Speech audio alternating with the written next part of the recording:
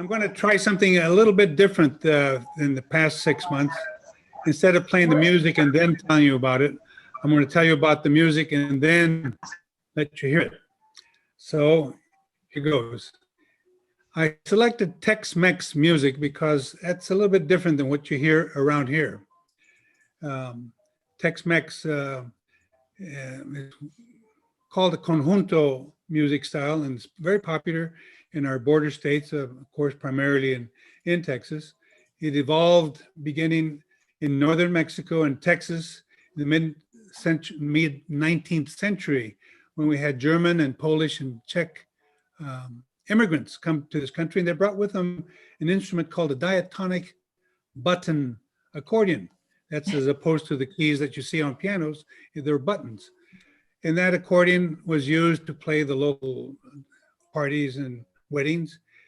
Then they added the drums and bajo sexto, which is a 12-string instrument for the guitar family, and a 12-string steel string guitar, basic, it's a bass, acoustic, or electric guitar.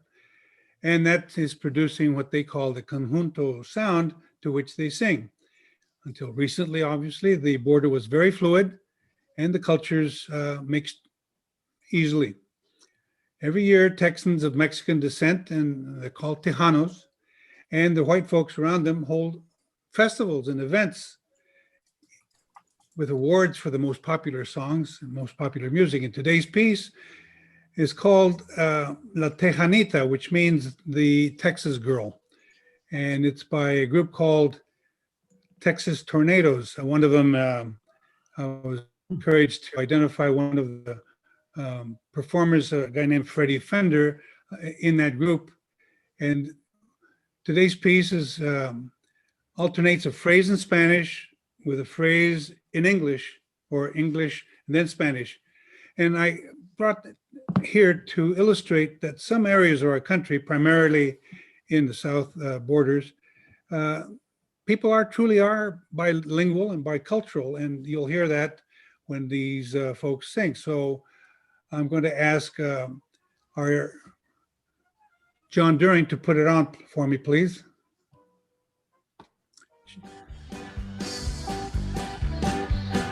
Voy a cantar estos versos, aunque yo no soy de aquí. Yo soy puro mexicano, soy de San Luis Potosí. Caminando y caminando, he llegado a San Antonio. Me encontré muy buen trabajo y también con el demonio. There's that button accordion. Next is English.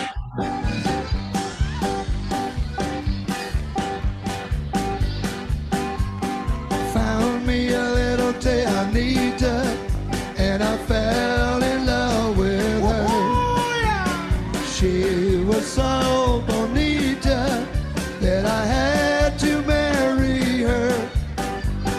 Then she took off to Laredo, and she called me from Nuevo Leon. She said, send me some more money so I can come back home. Flaquito! Well, that's kind of music that you're not likely to hear around here. More likely salsa and banda and that stuff if you tune into those stations. There are no birthday babies for January 6th, so we're going to go straight into our immediate past club president, who powered through a pandemic last year. After 30 years, she retired as a prosecutor, received the District Attorney's Courage Award, and is a volunteer attorney in the Innocence Project. Karen, will you please start us off this new year with your inspirational thought? Thank you very much, President Fernando. I had planned today to talk about New Year's and New Year's resolutions. January is a month where we look back and look ahead. But in view of what's happening in Washington, D.C., I really don't feel like being very lighthearted. So I have a suggestion for everyone today, and that is that we should send our appreciation and good wishes to our two local Congress people who are today hiding in the Capitol. I've been in contact with John Collins, who reports that Zoe so far is safe, but we do know that they've been given gas masks. So I think it's time for us to think about what these people do for us in DC, Zoe Lofgren and Ro Khanna, and let's take time to write each of them a note and thank them for the service they give us to enrich our community. Thank you, Fernando. Sure, that would be, I guess we could call the local offices here to get that information. It's on the web, yeah. Okay, great. Thank you for that very thoughtful message. Next, we have the Pride of Santa Barbara, UC Santa Barbara, Man About Town, ace columnist in our PEE, Cellar Pizarro. What's going on? Well, Fernando, obviously there's a lot going on in Washington, D.C. and elsewhere, but I still want to share some things that are taking place here in San Jose. All right. So let me share my screen here. These things, sometimes we get distracted and the technology fails us. Okay, so first thing that's going on is we've got this chef's market happening in downtown San Jose. Now, Chef Rodney Baca of the Shop in San Pedro Square Market has teamed up with a few other chefs from the market and elsewhere to produce meals, $25 for a single meal, $100 for a family meal for 4. But the neat thing is every time you order a meal is donated to either SJ Ship Kits or Hunger at Home. Now, this promotion started last week and it's running through January 12th. You order online, I've got the website up there. You order online and then you pick it up in the parking lot of the old Valley Title building across from Original Joe's. It's all contact free and they've got some really great meals available there. So you might want to check out the website, see if you want to order some dinner between now and January 12th, or lunch if you want that. And just the restaurants involved are the Shop, Roby's Falafel, Loteria Taco Bar, Jora Peruvian, and Highland House of Sushi. So, and just earlier today, the San Jose City Council held a press conference officially announcing what they voted on last night, which is that San Jose streets we're going to have a Barack Obama Boulevard. It's unsure when the signs will go up and when this change will actually happen, but it's been approved. This will be mostly on Autumn Street, stretching from 280 to St. John Street. So it's going to include parts of Montgomery and Bird Avenue as well. But, you know, given everything that's going on in DC, it's I think it's an interesting juxtaposition given President Obama's historic tenure. Now, if you haven't been downtown in a while, several downtown buildings have been illuminated. They were illuminated for the holidays, but this is going to continue through January 17th. There's been projection mapping on St. Joseph Cathedral. There's been lights up at the Rotunda and the tower at City Hall and other buildings, including the San Jose Civic, the Pavilion, and the Fairmont Annex. So if you're out between 6 and 9:30 or 10 o'clock on weekends, you might want to go out and check those out. It's a beautiful walk to take. And finally, for you neon sign buffs, Preservation Action Council San Jose has this set of enamel pins showing several of our favorite neon signs in San Jose. Now, the first run sold out, but they're taking pre-orders at the website there, preservation.org/shop, and you can get 1 pin or 4 for $45. Now, if you've been downtown, you might know, or on San Carlos Street, you might know the Why Not sells what folks used to call adult novelties. So it's a little spicy sign there, but it's still a beautiful sign. Why not? You can check it out. And that's what's going on.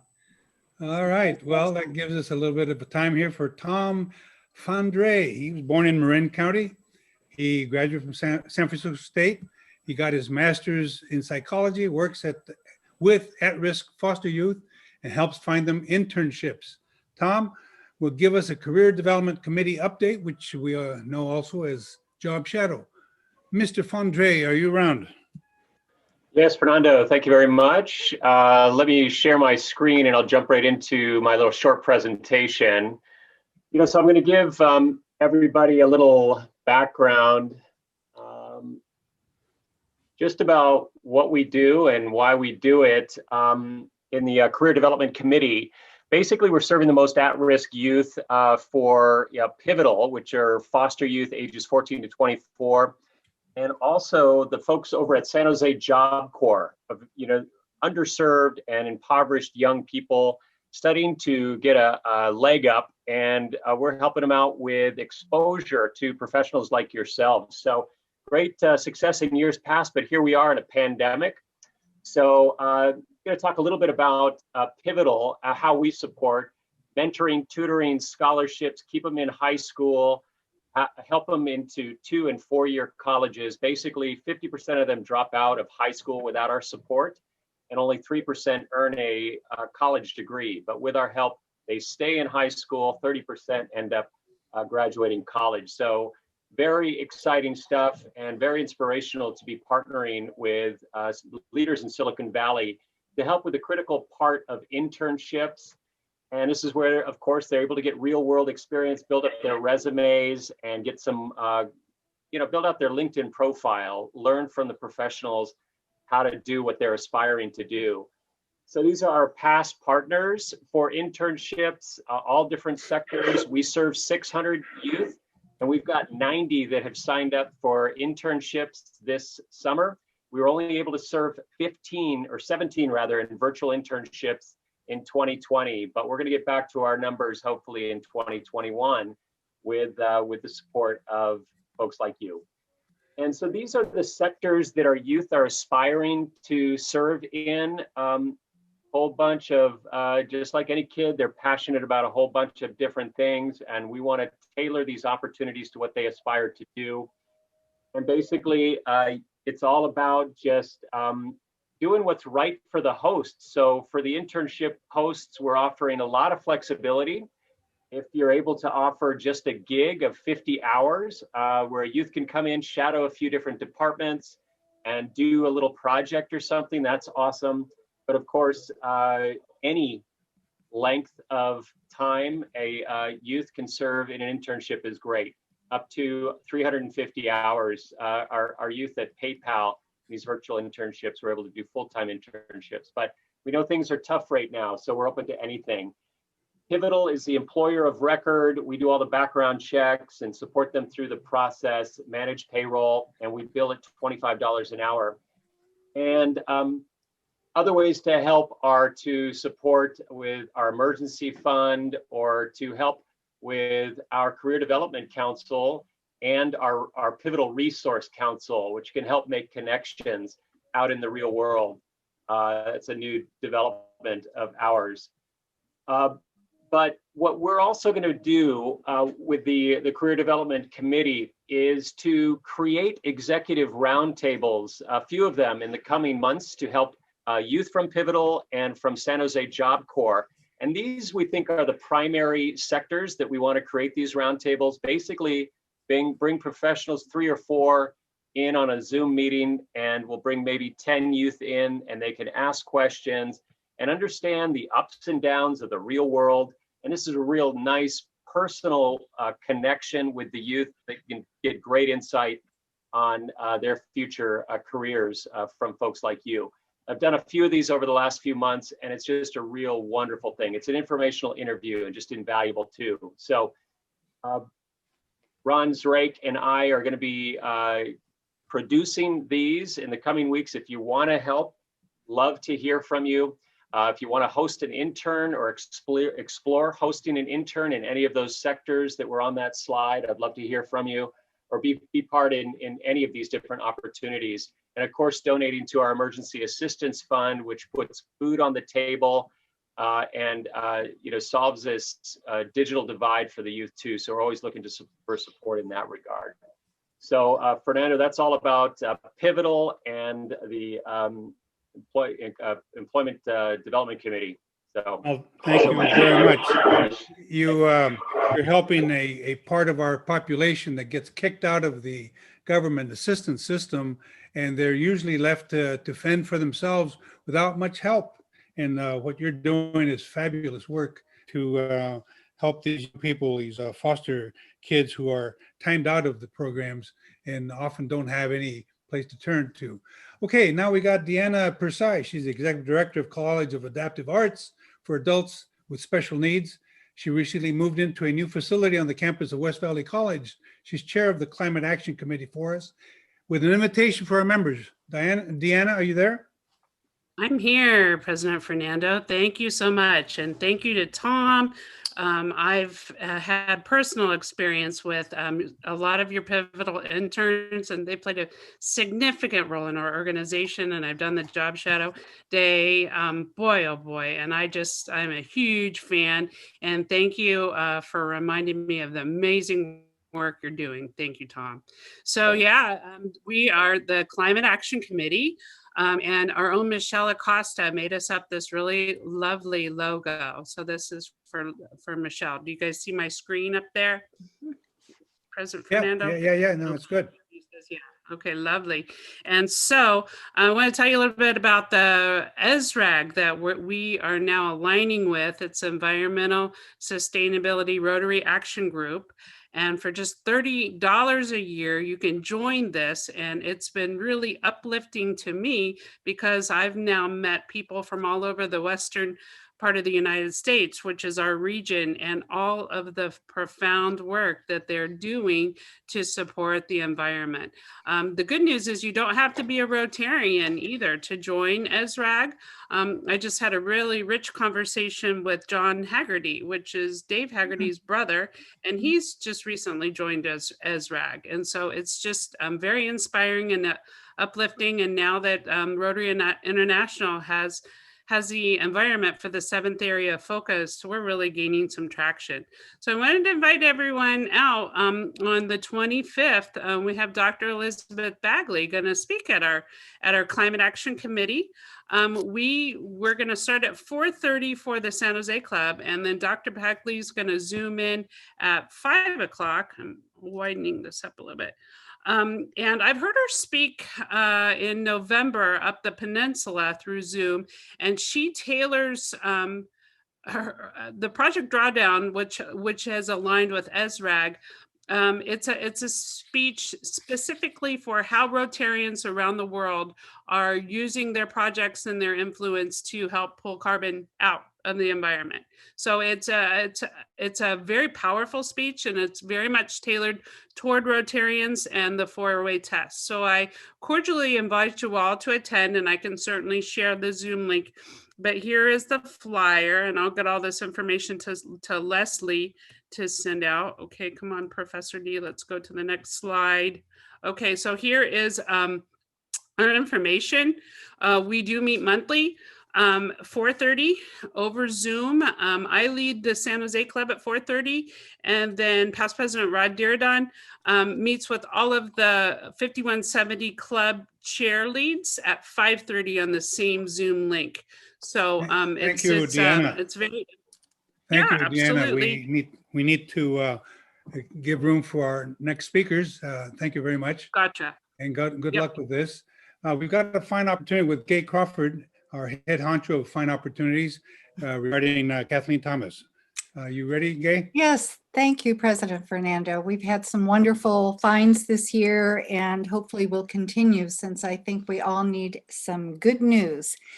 And today's Kathleen Thomas, she's only been a member since 2017, and in my 20 years of Rotary involvement, I've rarely seen a member who is more involved or committed to the community and Rotary.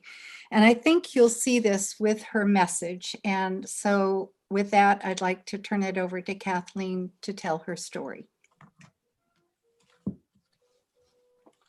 Thank you so much, Gaya. And I can't, that brings tears to my eyes. You're just saying that. And Deanna's one of my favorite people, so I do hope you take the cause seriously. My dad passed away right before Christmas, and he passed in his own home, surrounded by his family, which is what we'd all would hope for. And I'm here to sum up his life in 3 minutes. Luckily, he was a pretty simple guy.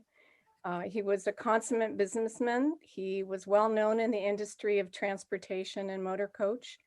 He loved Rotary. He was a past president in Nogales. And he would have loved that music, Fernando. He loved the Tex-Mex and mariachi and all that music. He was a polio survivor, as I think some of you know from my presentation during our polio drive. He loved golf, cheap champagne, Frank Sinatra, and homemade tortillas. Most of all, he loved his family. Excuse me. He didn't quite make it 100 years, but he was pretty close at 95. So I'd like to do 10 rings in honor of my father. And I wish you could have all known him. Thank you. Thank you. Here we go, pal. I'm sorry for your loss, but he lived a long and fruitful life. And Fernando, I'm going to ring my bell because yours is so damn dinky. Pardon me. Oh, yours is so much better. 10 rings. That is so sweet, Kathleen. Thank Thank you, you. Kathleen. I've also asked our staff to see if they can go into the Summit Center to retrieve our club bell so that maybe I can have a little bit more gravitas next time I have to do one of these fine opportunities. Thank you, Gay, and thank you, Kathleen. Our condolences, the loss of your dad, but then you're celebrating his wonderful life. Thank you. Let's see, we've got some time right now. Don't forget, you can have until February 15th for signing up for the Rotary International Conference in Taipei. They've got this coronavirus pretty well under control, as I understand it, but I'm not sure if we will by that time, but if you're interested, check it out. Also, check out San Jose Spotlight's very first internet article in this Legends series at the end of December 27th, featured past president and former Mineta Transportation Institute CEO and former county supervisor Rod Diridon Sr. about the amazing work that he's done in shaping up our valley's transportation system. And also, in case you missed it, there was an article in the January issue of our Rotary magazine, which featured the International Services Committee work in a primary school in El Salvador. Mike Fulton delivered musical instruments to the children, funded equally by our club and personally by him and his wife, Moira. They paid for the installation of school children's kitchen, provided smart TV sets for special needs students, and reconditioned some computers. Thanks to the International Services Committee and my American Leadership Forum classmate, buddy, and Rotarian Mike Fulton. All right, we have some additional time, and I'm going to just say that I'm going to remember 2020 as the year in which San Jose State Spartans won the Western Conference. The fact that they lost in Arizona was not the same team that won the conference. They were without 5 of their key players and their offensive and defensive coordinators. But I think they'll do fine for next year, especially when many of them will be coming back. So now we're in for a real treat. We've got our program speaker, our county assessor, the pride of Seattle, speaking on local economic impact of COVID-19 and the fact the protesters in Washington, D.C. have invaded the Capitol or the Senate. Larry, are you ready to go? Ooh. Here you go. I am. Well, now I'm in my comfort zone, so I'm feeling good. Well, thank you, Fernando.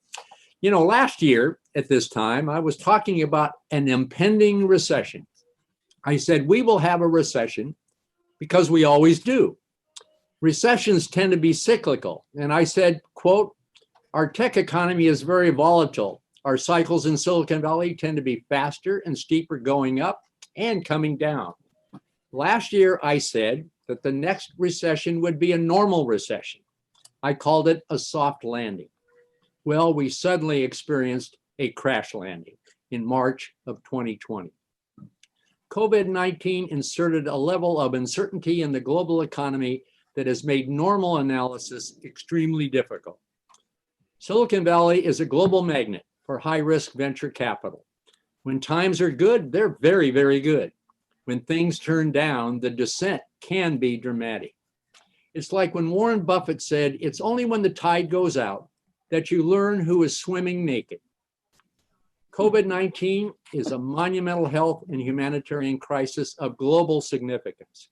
When enough Americans are vaccinated, the medical aspects will diminish, like SARS and Ebola. You know, Ben Bernanke, former Federal Reserve Chair, said that the economic impact of the pandemic-triggered recession will remain for a much longer period of time. He said recently, quote, "We are in a deep hole and the low-hanging fruit has already been picked." So how can the stock market, which recently reached record levels, go up when the economy continues to struggle? Well, the stock market is not the economy. Investors are not worried about the past. They look ahead to the future. The debate right now among economists is how fast economic activity will bounce back. Will it be a U-shaped recovery or a V-shaped recovery? Will it be a long, painful recovery like the Great Recession? And will a well-balanced economy before COVID rapidly return to normal when a majority of Americans have been vaccinated? We are currently experiencing a W-shaped economy in which the second wave of the virus is causing the economy to stumble. Incomes are falling, layoffs are rising.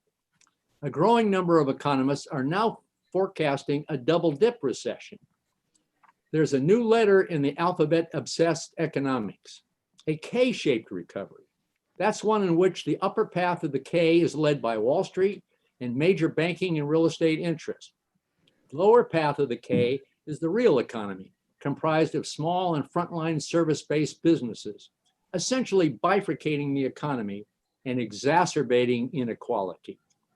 A tale of two recessions and maybe even a tale of two different recoveries. The pandemic recession has painfully impacted the most disadvantaged American households, creating serious economic dislocation. We've been dealing first with a health crisis, not an economic crisis. Until we resolve the health crisis, we can never expect to resolve the economic crisis. Business investment, retail sales, home construction, exports, consumer and government spending all reached record levels of decline in 2020. The U.S. Consumer Confidence Index plunged 28% from pre-COVID levels and hit a 6-year low in December. Consumers are less optimistic about income, business, and labor market conditions, avoiding shopping, traveling, and dining out. The U.S. trade deficit hit a 14-year high in August. San Jose's unemployment rate dropped from 14% in the second quarter to 7.2% in November, which is encouraging, but it was only 2.3% at the beginning of 2020. The Bay Area has recovered 44.5% of the jobs lost in the first quarter of last year, when the coronavirus paralyzed the country. San Jose, however, has recovered only 37% of the jobs lost. Extreme market volatility leads to reduced consumption for an economy that is driven by consumer consumption. In normal times, consumer spending accounts for about 70% of economic activity. The Congressional Budget Office projected a deficit in 2020 of $3.3 trillion, far exceeding the record deficit of $1.4 trillion in 2009. The CBO says things will be worse this year, when the US debt will increase greater than the total economy for the first time since 1946. Debt to GDP was large last year, increasing to 79%, primarily due to the 2017 tax cuts. The pandemic recession has increased federal debt to GDP to 98%, and it is expected to exceed 100% in 2021 and 107% by 2023. The UCLA Anderson School of Management has a much more optimistic outlook, projecting mass vaccination should clear the path toward a robust recovery by the end of 2021. Economists like Chris Thornburg of Beacon Economics said that the COVID recession is technically over because it has none of the long-term characteristics of 2008. He believes that there's been no permanent shift in the structure of the US economy. Urban Land Institute's survey of major commercial real estate interests expects above average GDP and job growth in 2021 and 22. You know, California is a large, diverse economy, and that diversity is our strength because it creates a broader economic base. Most economists expect low inflation for the next 3 to 4 years, maybe 0.5 to 3%. Combined with low interest rates, that should provide a more rapid recovery than we experienced during the Great Recession. The Federal Reserve announced that it will keep interest rates near zero through 2023. Chris Thornburg said that California, primarily Silicon Valley, entered the COVID crisis from such a strong economy that we are in a better position for a more rapid recovery. Long term, the economy should improve with a Biden presidency. Silicon Valley will benefit from a more welcoming immigration policy, a more collaborative approach to foreign trade, and improved US stature in the world. There are significant differences, however, between the 2008 Great Recession and the current recession. The 2008 recession was caused by subprime mortgage credit fraud and excessive risk-taking by financial institutions. Recovery from the Great Recession was longer and slower than this recovery will be once the vaccine gets COVID-19 under control. Worker layoffs back then were more permanent. The US economy didn't fully recover from the Great Recession until 2015. The huge spike in unemployment, in which 22 million jobs lost virtually overnight, was directly related to a sudden health pandemic outside the financial system. Workers were laid off from profitable, sustainable businesses that were ordered to close. Initially, economists thought that many of the job losses would be temporary. As the crisis continued to drag on, however, job losses have become permanent. So what are some of the economic implications of the pandemic on our real estate markets? Well, the most obvious, the travel, hospitality, and leisure sectors. They are hit first and hit hardest. The hotel and lodging sector is most vulnerable due to a decrease in tourism and business travel. In addition, government imposed limits on public gatherings, conventions, conferences, trade fairs, and sporting events. Hotels that depend primarily on business travelers have suffered the most. Trupp Analytics, a data research firm, reports that 1 out of 5 loans to hotels are delinquent, and many hotel chains are reported to be on the brink of bankruptcy. The hotel industry is not expected to recover for several years. The airlines and hospitality industries are dependent upon each other. Air travel dropped 60 to 70% during COVID. The airline and aerospace industries are in severe state of disarray. Next, the retail sector. The one sector that is increasingly weaker is retail. The downward trend of retail has accelerated rapidly since COVID-19 crisis. Fear of social contact and plummeting consumer confidence has exacerbated the serious challenges already facing the retail sector, particularly in-store retailers. Retail sales plunged 78.8% immediately after COVID. And we can expect to see more for lease signs in the windows of vacant storefronts. Restaurants, food and beverage outlets, and major malls continue to suffer from compulsory or self-imposed access restrictions. Several national restaurant chains are facing serious financial challenges, including Outback Steakhouse, Applebee's, IHOP, Denny's, and the Cheesecake Factory. According to CBRE, it will be at least a year or two before the restaurant market comes back, and only when the public feels comfortable. The increasing prevalence of online shopping versus traditional brick and mortar stores all point in the same direction. Online sales are growing exponentially faster than in-store sales, and that trend continues to accelerate. You know, the retail bubble has burst, and the problem is not cyclical. I believe it is a forever trend. Traditional retailers were very late to e-commerce. Retail malls are leading the retail mess. Even COVID malls, since COVID, mall traffic was way down and mall vacancy hit a 7-year high in 2019. It's referred today as the unmalling of America. Nearly every major retailer is closing stores. Retail sales declined 7.7% last year.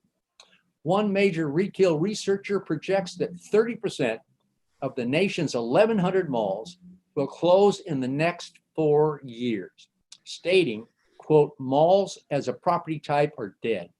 Malls are only worth the dirt they sit on. Their structures have no value. Think about that, wow.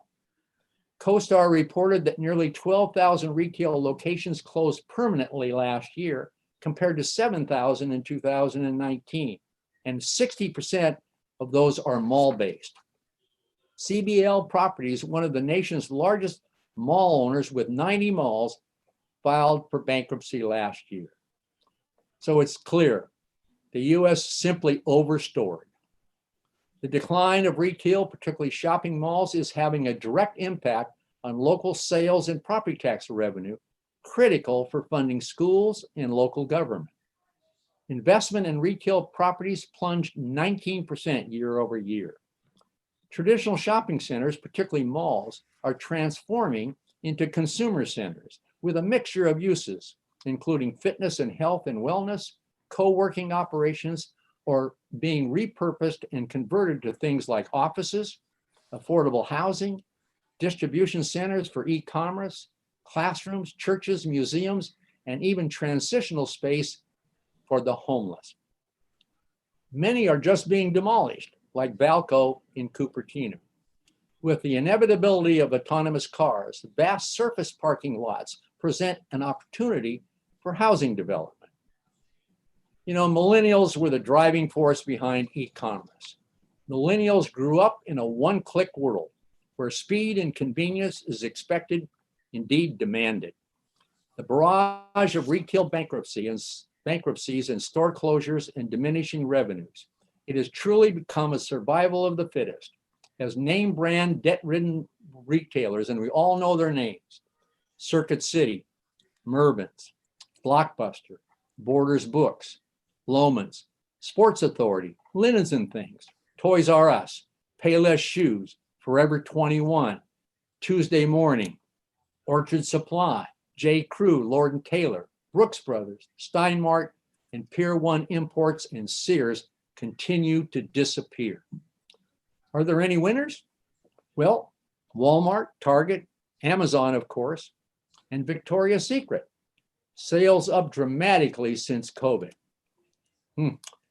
What does that tell you about the effect of the stay-at-home order?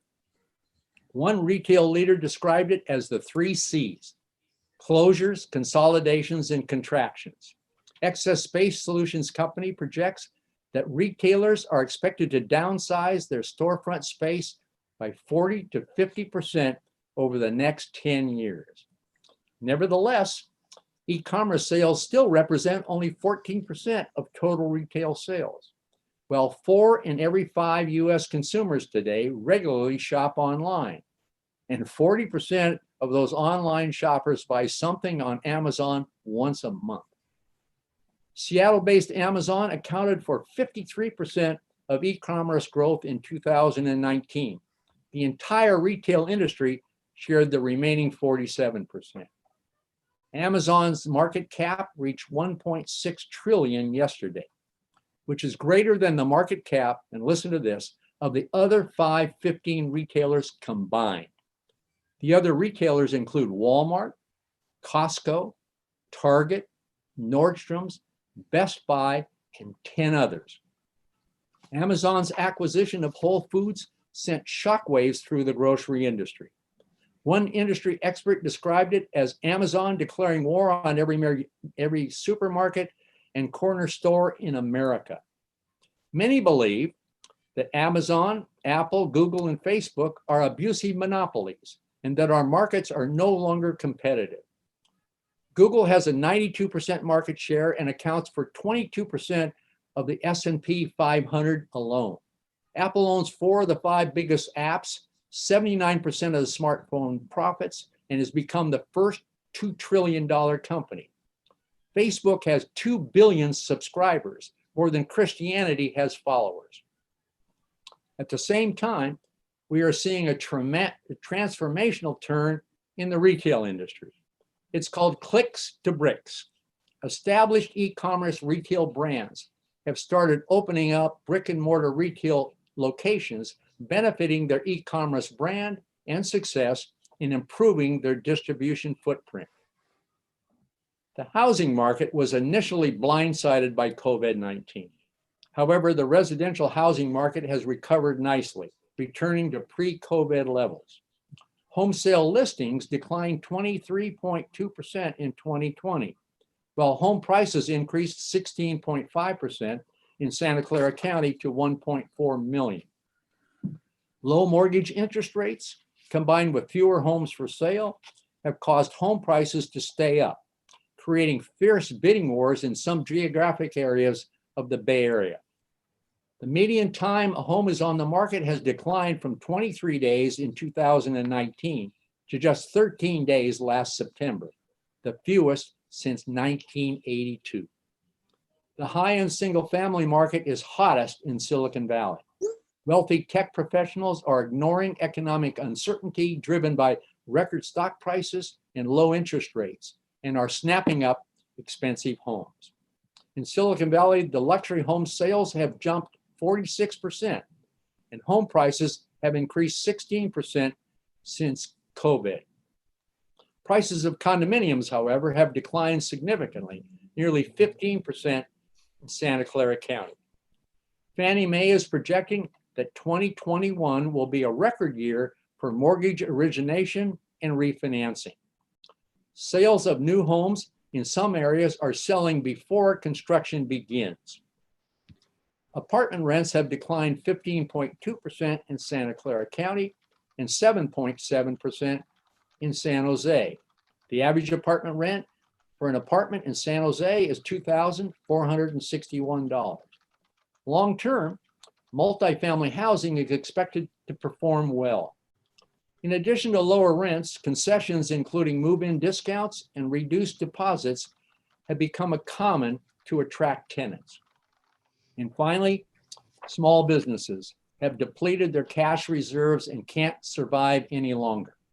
Some small businesses and highly leveraged firms have shut down permanently, and many have declared bankruptcy. More than 8 in 10 small businesses have been negatively impacted by COVID-19. Small businesses are a major source of employment. What impact has COVID-19 had on commercial real estate? This economic disruption has triggered a new cycle of loan defaults. Trepp Analytics reported that commercial mortgage default rates and delinquencies reached an all-time high last year, with lodging, of course, and retail heading the list. CoStar Risk Analytics projects that 13,000 commercial loans totaling $148 billion will default over the next 2 years.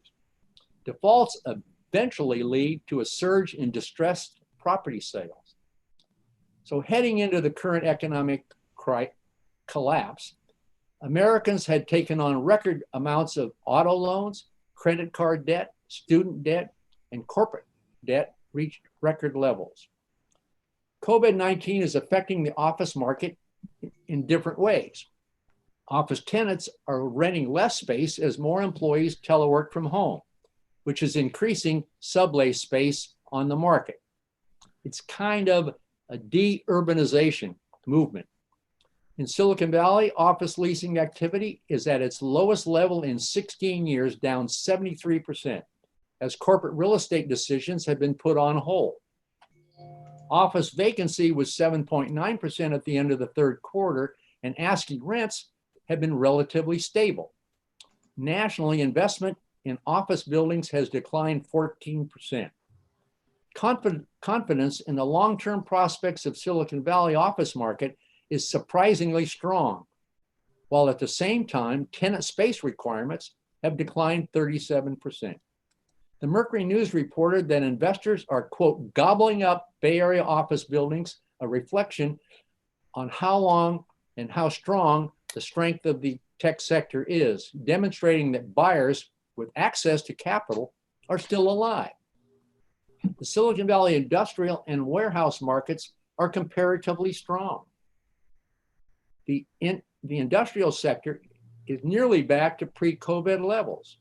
Locally, industrial vacancy is 3.9% and warehouse vacancy is 5%.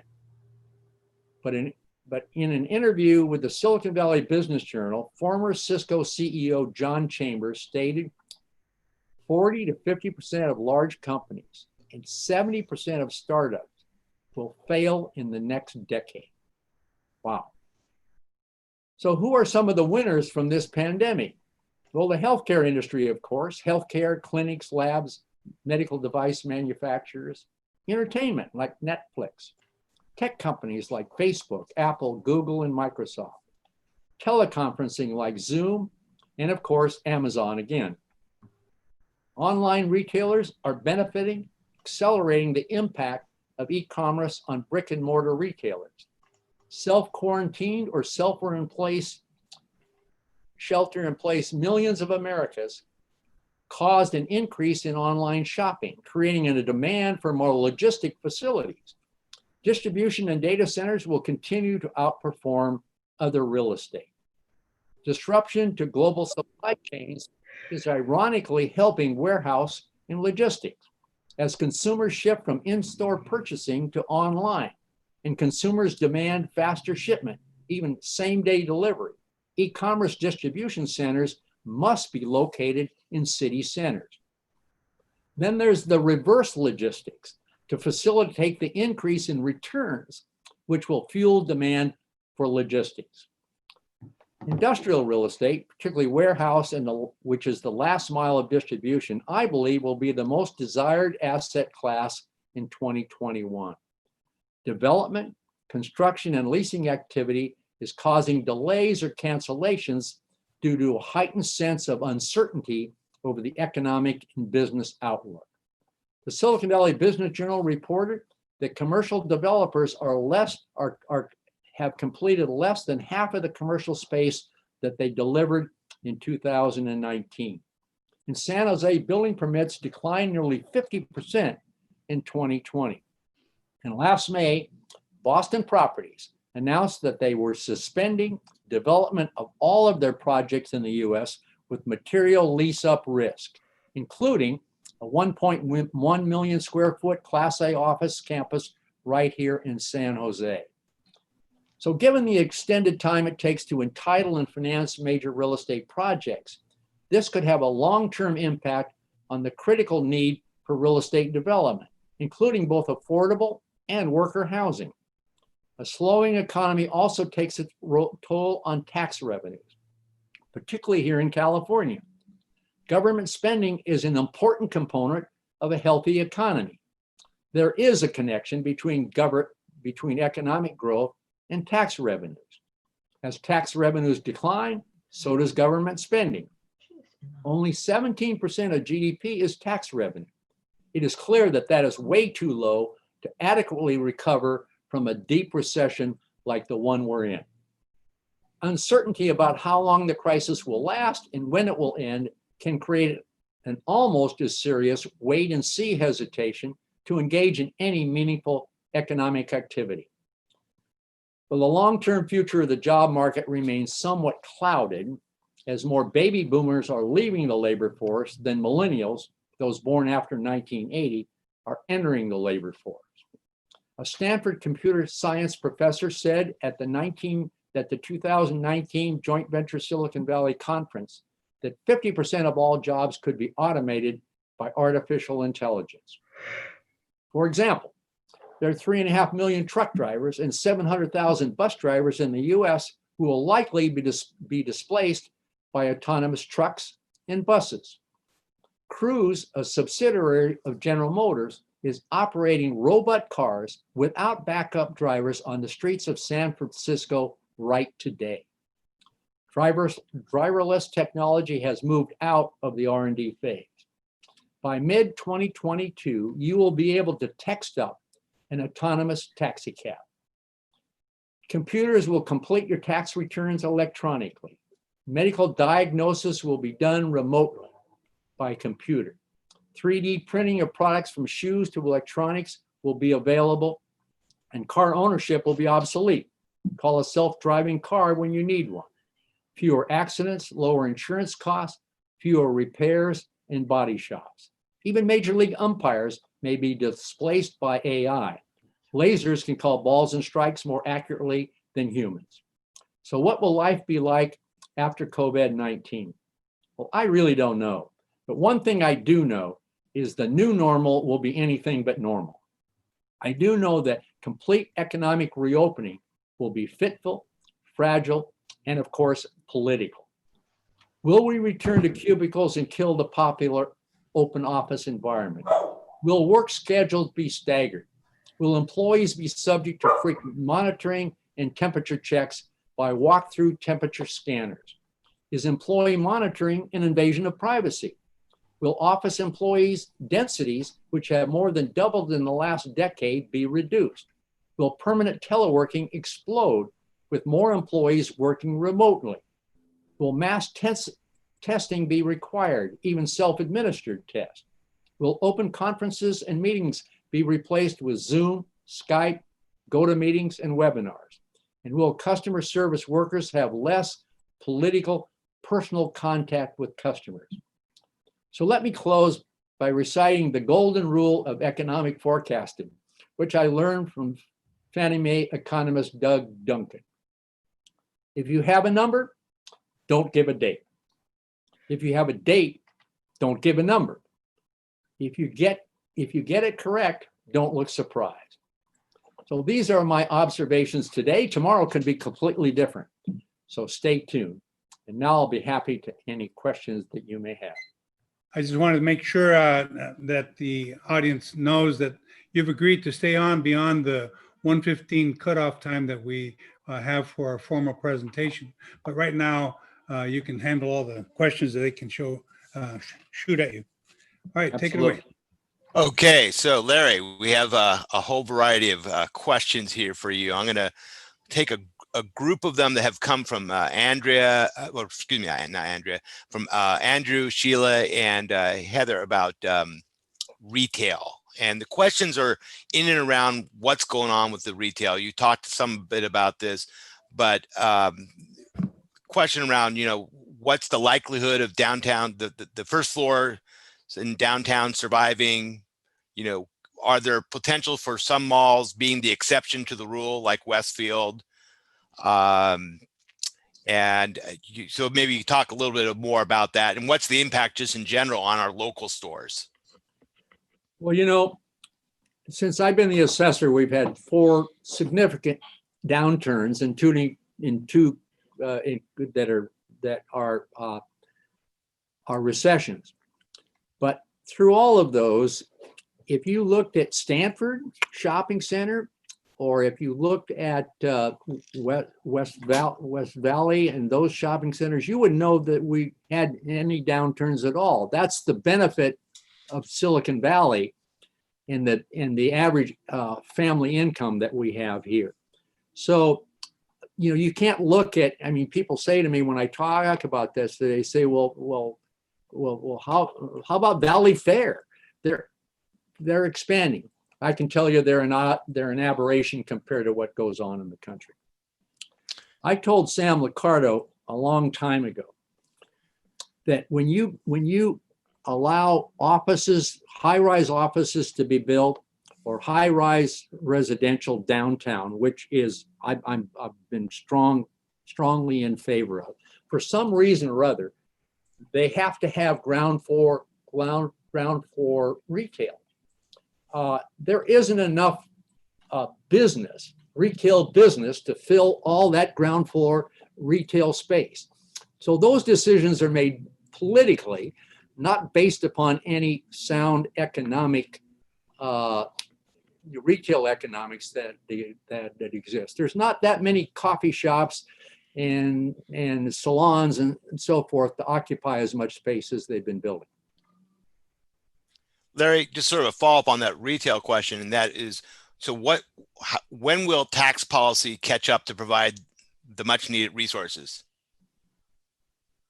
Are you talking about sales tax on services? Yeah, Heather wanted to know, so, okay, since retail is changing so dramatically, it's now online, and we're no longer able to capture the sales tax the same way. Right, and I think that's inevitable, particularly because as sales tax, if you buy something online, you're supposed to report the sales tax, right? Who does that? Raise your hand if you do. So the point is that has to change, and it must change in order for us to properly fund schools and local government, among other things that transportation and so forth. Thanks. Got a couple questions from Arthur and Allison, really talking about there's been these stories pronouncing the death of Silicon Valley, departure of companies, departures of people. What do you see the economic impact on our county? Well, I guess the question is, can Silicon Valley go the way of Detroit? When Detroit during the 50s and 60s and 70s was the envy of the world. Their population has gone from 2 million to 600,000, and they're scratching their way out of bankruptcy. Can we go that way in Silicon Valley? And the answer is, well, we could if we don't solve a serious housing crisis here. But I don't think not too soon. I grew up in Seattle, and in the 70s, Boeing, which was Seattle Industry, was in severe distress. And there was a billboard on I-5 that read, as you left Seattle, will the last person in Seattle turn off the lights, please? Well, that was before Bill Gates was that was when Bill Gates was in high school, and Jeff Bezos was unknown. So their demise was grossly overestimated. Boeing moved their headquarters about 7 years ago to Chicago, but they're still building airplanes in Seattle. In the 1980s, I heard this story in the 1980s, and if you were around then, high-tech companies will move to Austin. I can remember a story where the mayor of a city outside of Austin told Jerry Sanders, the CEO of Advanced Micro Devices, that they would give him a building permit when he landed at the airport. Well, as mayor of Sunnyvale, a couple years later, I joined Jerry and cut the ribbon on the largest fab plant in the world. But think about it: Apple, Google, Adobe, NVIDIA, all buying land and building buildings here. Well, if they're not going to leave, they're the basis of the economic activity here. So if Elon Musk and Larry Ellison wanted to choose Texas, I got a kick out of the op-ed piece that somebody wrote that said, "Thank you, Texas, for taking Elon Musk off our hands." Hey, Larry, we've had a number of questions. Debbie and Elizabeth and Howard all want to know about the implementation of Proposition 19, how the uncertainties are going to get resolved, and what you're doing since you're the assessor. You'll be actually implementing the law. Well, I have been, and David has been too, intimately involved. Proposition 19 is really screwed up. It was rushed through the legislature, and it shows what these people can do when they're under pressure on time. And the Assessors Association have been working almost around the clock since the measure passed to try to figure out and clear up a lot of the inequities, lack of clearance, and so forth. So yeah, I don't want to get into explaining it, but you will hear over the next, let me just say one thing. If you've ever thought about transferring your home, your principal residence, to your child or children, you should do it before February 15th, because the economics of those transfers decline dramatically.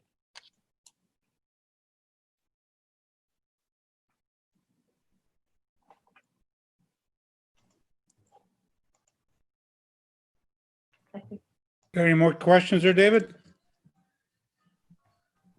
Looks like we may have lost him, Larry. Well, I see a question on the chat. Will Google continue as planned in downtown? Yes, I think they will. You've got Jay Paul, who's going ahead with redoing a whole block right in the center of San Jose. I don't think, there might be a little lull in what's going on. It's going to take a little longer to get this stuff built, but I don't see any resistance to going ahead with what Google, Apple, and people like Jay Paul are doing, particularly in downtown. Okay. You got another one there? There's a chat, has a bunch of questions in there. I apologize. I had technical issues here. I apologize. Larry, did you finish on Prop 19? As best I could. Okay. He's going to give us all our money back. It's great, Larry. Sell before April 15th. Additional questions we had come in. One had to do with how the assessor's office is dealing with COVID and how we're reacting to that and responding to it. With great difficulty, but I can tell you this, that we were closed down for about a week or two completely, and we have been in operation ever since. We are handling all of our customer inquiries, customer complaints. We began until the recent shutdown, holding assessment appeals hearings. We're behind on that. About 40% of my staff comes to the office periodically. I'm not a big fan of teleworking.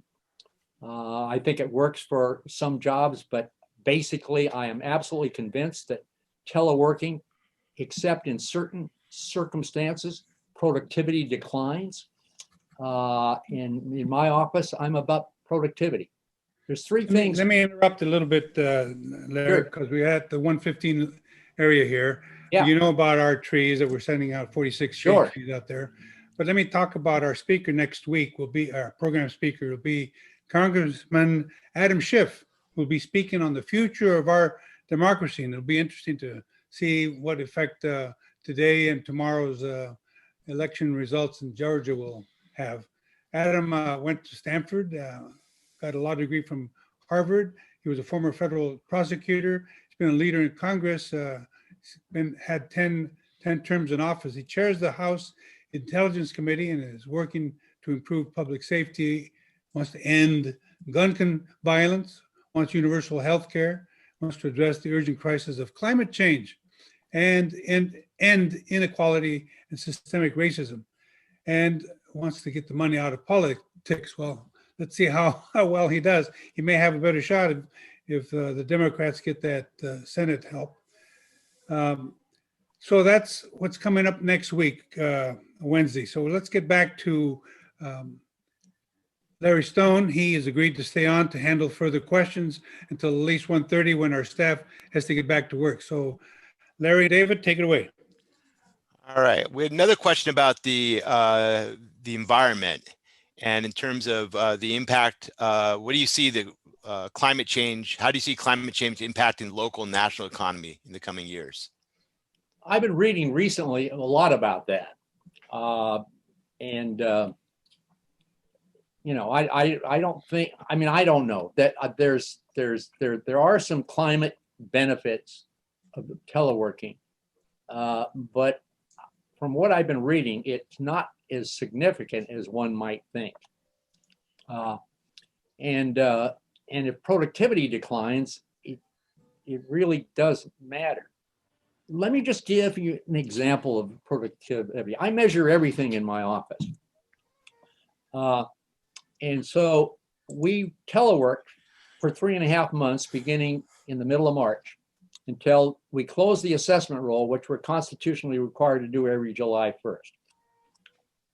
And so I asked my appraisal staff, which is one part of my office, to compare our productivity during 3.5 months of a 12-month assessment cycle.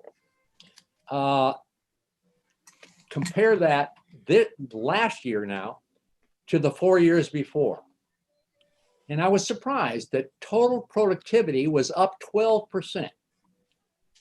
And it surprised me. But 42% of my appraisers, their productivity went down. Some of it as much as 25 to 40%, which told me that the 58% of the people whose productivity stayed the same or went up were pulling for the folks where the productivity went down. So I mean, I don't know exactly what all the benefits are, the benefits of on climate change with teleworking. I'm told that the cost to the teleworker is much greater by staying home than coming to work, and I've seen some numbers on that as well. So I don't know is the answer. All right. That's a fair answer. Hey, Carl Salas wants to get your take on what's the impact of the homeless situation in terms of the recovery for downtown San Jose. Is it right now? It's feeling very overwhelming. It is. It's aside from the recession, it's the most tragic situation, and I know elected officials are very concerned about this and very frustrated all over the country on how you deal with the homeless situation. And I really believe that affordable housing and tiny houses and so forth. I mean, you look at San Jose. Everybody's concerned about the homeless, unless you're going to put an affordable housing project in your neighborhood. And you can't have it both ways. My partners and I own 500 units of affordable housing, low and very low income. About half of it in San Francisco and the other half on a family project here in San Jose. If you have a well-managed and well-constructed affordable housing project and you manage it well, it does not, understand, it does not affect negatively the property values in the surrounding community. It does not affect the property values on the surrounding community. You can take that to the bank and I can prove it as the assessor. All right. Another question we had to do with, are you seeing or anticipating more defaults in home loan mortgages due to the COVID-related income reductions? No, it's funny. The Great Recession was primarily a residential recession. As I said, it was caused by mortgage fraud. And so the reduction in property values in 2009, 10, and 11 were primarily residential. My office proactively reduced the assessed value on 136,000 properties, the vast majority of them residential properties, to reflect the declining property values of residential properties. The COVID recession is completely different. It's a recession on the decline of commercial properties, not residential properties. As I said in my remarks, residential property values have stayed up nationwide. The prices are up across the nation on residential properties. Now, a lot has to do with less inventory, less people putting their properties on sale, but low interest rates. And as long as we stay in that environment, I don't think we're not going to see a tremendous decline in residential values. Okay. Arthur had a question about, do you think California needs to change its tax and other policies to keep companies here and encourage new ones to move here? Will the Democratic leadership raise taxes significantly? Well, I'll speak right now from a property tax standpoint. No company ever left this state because of property taxes. We have some of the lowest property taxes of any state that has property taxes in the country. But yes, our tax system is really screwed up. And that's the reason that we have almost the lowest spending per pupil in the schools and all kinds of properties in all kinds of problems. But it's not because of property taxes.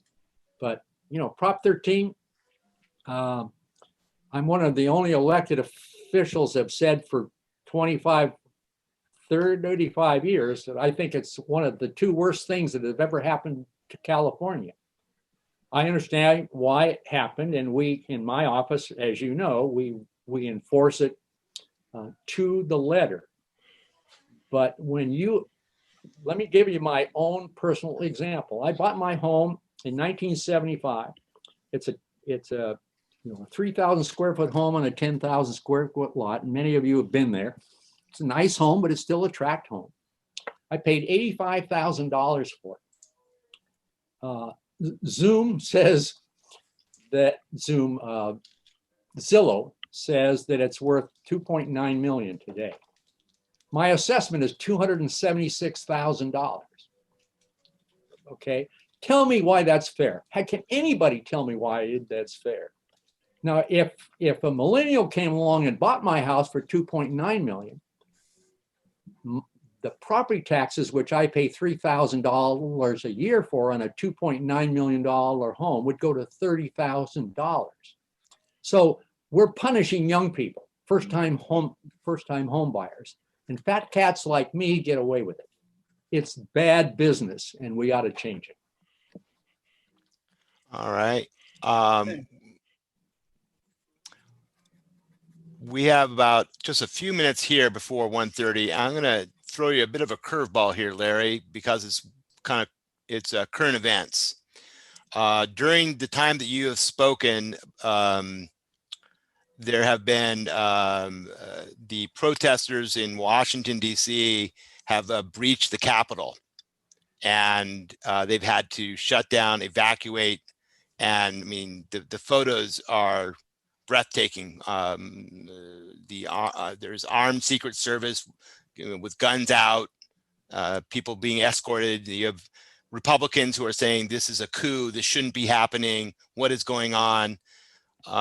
Give us some hope. You've been through. You've seen a lot. You're old. I didn't say that. I'm old too. But it's to see the Capitol breached by armed protesters, to call them protesters is not a fair, accurate description of these thugs. But I don't know if you have any thoughts on this. Well, yeah, I do.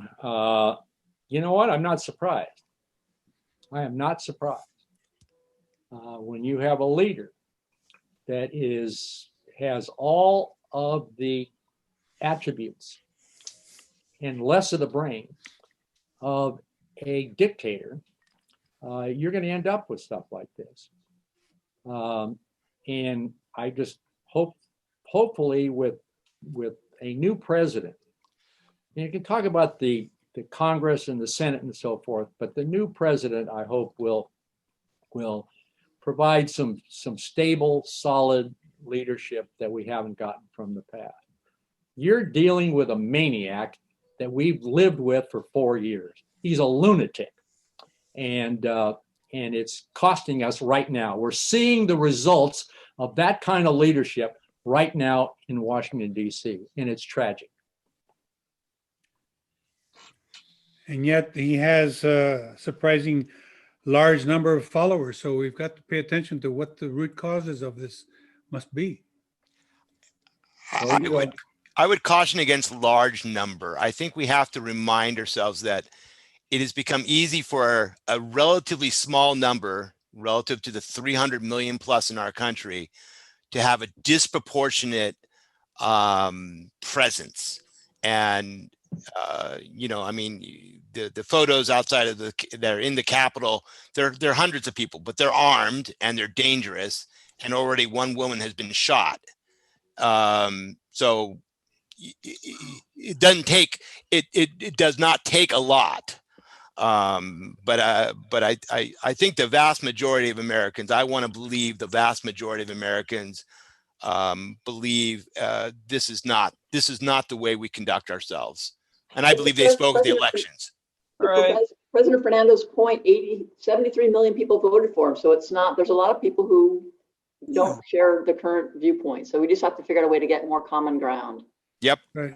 That's right. Yeah, we're getting too off track here, but anyways, it's current events, so I couldn't feel like we could end this without some recognition of this unfolding crisis. Well, we're all going to be focusing on the development over the next several days, because our democracy has to survive this and has to find a way, as Leslie points out, find a way where we can have common ground and build on the things that have helped us become such a great nation, and not allow these differences to tear us apart. And that really calls for a lot of effort, not only on our part, but on the part of all the rest of us, the citizens. And I have to go back to what Karen Sinanutari suggested, and that is to send some letter of encouragement to our representatives, let them know that we're behind them and that we want them to gain strength from the knowledge that we support them in what they're doing, and that we hope that this nightmare can end soon. Well, it's time, 1:30. I know that we've got some staff at the Rotary office that have to do some work from things that piled up over the holidays. And so we got to let them go back to work at 1:30. So thanks all of you for tuning in. I hope that you learned a little bit about Tex-Mex music before all of this discussion, and that we're ready to sell our houses before April 15th to our kids. Thanks Well, all. thank you. Thank you very much. All right. Thank you, Larry.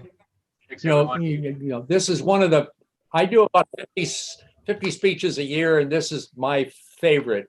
And it is the one that's the most unnerving for me to do, as Lori here will tell you. Thank you. Well, you do a fine job, so much so that we continue to re-elect you. So you're doing something right, pal. Thank you, Larry. That was nice. Thank you, Larry. All right. Happy New Year, everyone. Thank you, Larry. Thank you, Pray Larry. for our country. Happy New Year. That was great, Larry. Thank you. Yeah, thanks, Larry. Thank you, Larry. You bet.